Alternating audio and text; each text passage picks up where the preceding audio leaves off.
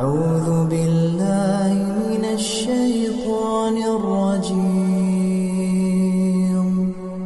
بسم الله الرحمن الرحيم.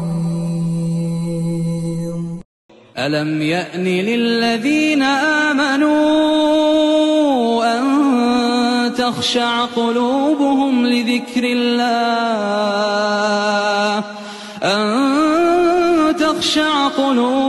لذكر الله وما نزل من الحق ولا يكونوا كالذين أوتوا الكتاب من قبل فطال عليهم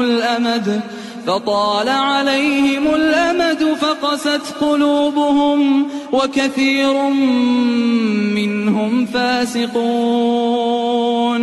اعلموا أن الله يحيي الأرض بعد موتها قد بينا لكم الآيات لعلكم تعقلون. إن المصدقين والمصدقات وأقرضوا الله قرضا حسنا يضاعف لهم ولهم أجر كريم. والذين آمنوا بالله ورسله أولئك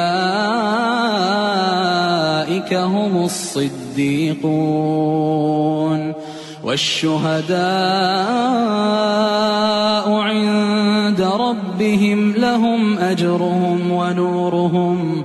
والذين كفروا وكذبوا بآياتنا أولئك أصحاب الجحيم.